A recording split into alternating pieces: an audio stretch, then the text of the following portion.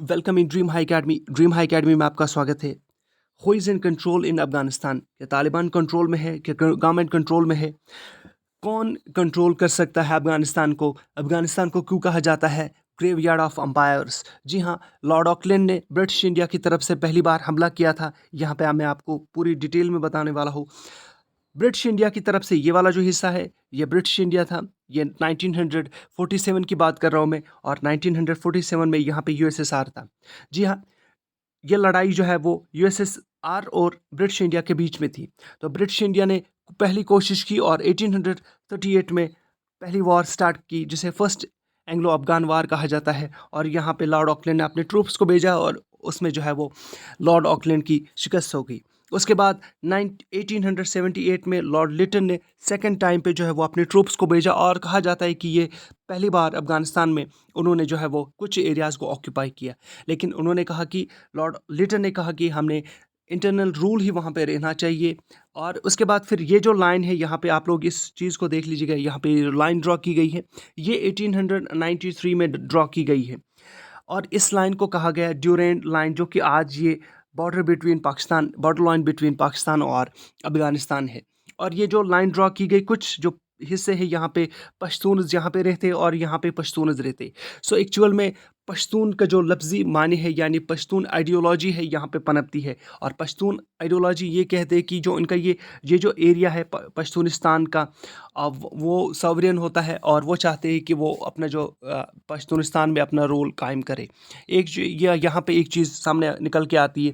और उसके बाद फिर जब इंटरनल रूल रहता है 1919 तक, 1919 में जो है खिलाफत मूवमेंट स्टार्ट होता है पूरे वर्ल्ड में ब्रिटिशर्स के खिलाफ। और उस वक्त अफगानिस्तान ने भी एक तय कर लिया कि हमने जो है ब्रिटिशर्स के खिलाफ जंग छेड़नी है, और एक रिबेलियन स्टार्ट होता है। उस रिबेलियन में ब्रिटिशर्स जो है वो वहाँ से भाग निकलते हैं, और अफगानिस्तान पहली बार जंग जीत लेता है। उसके बाद 1947 में या 1939 से लेके जो कि 1945 तक सेकेंड वर्ल्ड वार चलती है, और सेकेंड वर्ल्ड वार में ब्रिटिश जो है वो कंप्लीट जो है वो अपना पावर खो देता है, और यूएसए से और यहाँ पे जो है वो नॉर्थ अमेरिका जो है वो पावर गेन कर लेता है।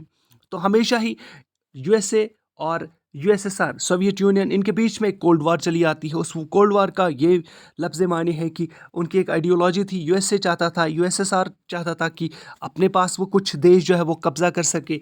यूएसए चाहता था कि कुछ देशों पे वो कब्ज़ा कर सके। लेकिन उसी वक्त एक मूवमेंट स्टार्ट होता है जिसे नॉन अलाइनमेंट मूवमेंट कहा जाता है। उस मूवमेंट में कहा जाता है कुछ देश उन्होंने ऐसा किया, जैसे India, Afghanistan was also part of that movement. उन्होंने कहा कि हमें जो है वो ना तो हम यूएसए का सपोर्ट करेंगे, और ना हम यूएसएसआर का सपोर्ट करेंगे। रही ये बात, लेकिन यहाँ पे ये वाला जो हिस्सा है, यानी सोवियत यूनियन, रशिया का जो पार्ट है, रशिया जो है अपनी आइडियोलॉजी, कम्युनिस्ट आइडियोलॉजी को यहाँ पे जो है वो पीछे से सपोर्ट कर रहा था। ये देखते ही यूएसए ने कहा कि हमने ऐसा करना है, हम जो है अफ़गानिस्तान में कुछ एरियाज़ को वो फंडिंग करने लगे, और मुजाहिदीन को फंड करने लगे, जिनको बाद में कहा गया गुरिल्ला फाइटर्स। और गुरिल्ला फाइटर्स ने काफ़ी ज़्यादा जो है वो फ़ाइट की, और ये फ़ाइट इसलिए की क्योंकि यहाँ पे जो एक आइडियोलॉजी थी, कम्युनिस्ट आइडियोलॉजी, जो कि जिनको सपोर्ट हो रहा था यूएसएसआर की तरफ से, सोवियत यूनियन की तरफ से कम्युनिस्ट आइडियोलॉजी को सपोर्ट कर रहा था। और यूएसए को लग रहा था कि शायद इस आइडियोलॉजी को अगर सपोर्ट जो है वो जो कर रहा है यूएसएसआर अफगानिस्तान में, शायद वो जाके अफगानिस्तान भी उनका जो है वो पार्ट बन सकता है। तो गोरिल्ला वॉरफेयर्स को, यानी फाइटर्स को, एक तरह से मुजाहिदीन को यूएसए ने सपोर्ट किया। और एक तरह से एक और आइडियोलॉजी अफगानिस्तान में पनपने लगी, इस्लामिस्ट आइडियोलॉजी। उन्होंने कहा कि हम इस्लाम का एक जो है वो रूल कायम करेंगे। और यही होता है 1979 में अफगानिस्तान पे जो अटैक कर लेता है यूएसएसआर। और उसके बाद फिर 10 इयर्स तक ये वार चली आती है, क्योंकि जो अफगानिस्तान के खुद यहाँ के गोरिल्ला वार फाइटर्स होते, उनके पास एक अम्यूनेशन होता है, जैसे मिसाइल्स और मॉडर्न अम्यूनेशन होता है, गन्स होते हैं, और ये सारे गन जो है वो प्रोवाइड किए जाते हैं यूएसए की तरफ से। ये सिर्फ एक जो है वो आपस में, this was a cold war between this was a war between USA and USSR, यानी अमेरिका और रशिया के बीच में हम कह सकते थे कि ये वार थी। अब चलिए आगे थोड़ा सा हम बढ़ लेते हैं और हिस्ट्री को थोड़ा सा और जानने की कोशिश करेंगे।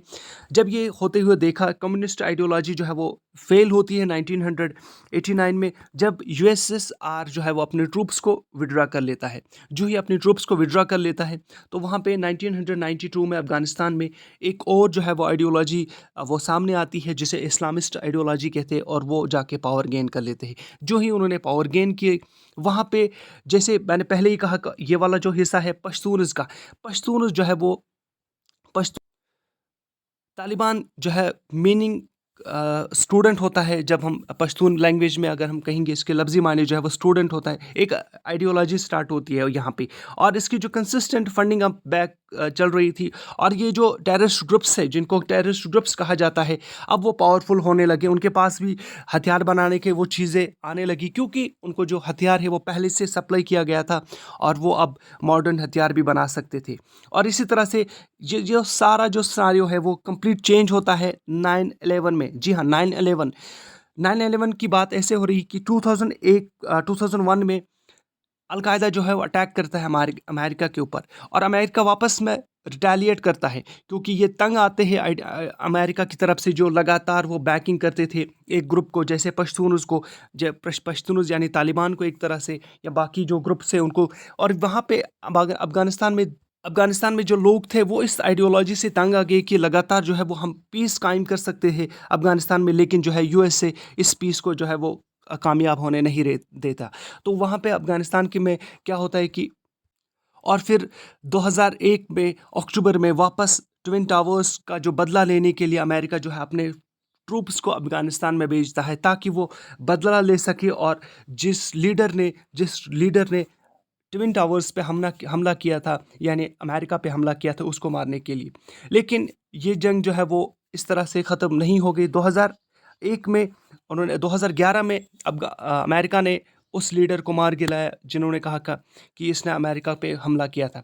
लेकिन उसके बाद जो है वो सबसे इम्पोर्टेंट चीज़ यहाँ पे सामने निकल आती है 2020 में, जब यहाँ की डोनाल्ड ट्रंप जो है वो ये कहते हैं कि हम ट्रूप्स को वापस बुलाएंगे और पीस टॉक स्टार्ट करेंगे तालिबान के साथ, क्योंकि कंसिस्टेंट जो है वो तरीके से अमेरिका का जो है वो लॉस हुआ वहाँ पे, loss of property and life, और तमाम तरीके से जो है वो अफगानिस्तान में अमेरिका फेल हुआ। और जो ही जो बाइडन इस साल जो है वो अप्रैल में उन्होंने कहा कि हम लोग अपने ट्रूप्स को 9/11 तक वापस बुलाएंगे। जो ही 9/11 तक हमारे ट्रूप्स वापस आएंगे, और इस चीज़ को तालिबान ने एक तरह से एक विक्ट्री समझ ली, और तालिबान ने कब्ज़ा करना स्टार्ट कर दिया। वो वेट कर रहे थे इस अपॉर्चुनिटी का, उन्होंने कब्ज़ा करना स्टार्ट कर दिया। यहाँ पे आप खुद ही देख सकते हो इस चार्ट में, ये कि ये बीबीसी की तरफ से प्रिपेयर किया गया है, और ये कंधार भी कल जो है वो उनके अंदर कंट्रोल में चला गया, तालिबान के कंट्रोल में। ये जो रेड मार्क है वो तालिबान कंट्रोल है, और ये ब्लू एरिया जो है वो गवर्नमेंट के कंट्रोल में। हम ये कह सकते हैं कि 50% से भी ज़्यादा जो कंट्रोल है वो अफ़गानिस्तान का जो है वो तालिबान के अंदर है। इस तरह से जो है वो ये कहानी ख़त्म होती है। वीडियो को लाइक कर लीजिएगा और चैनल को सब्सक्राइब करना ना भूलिएगा। Thank you very much.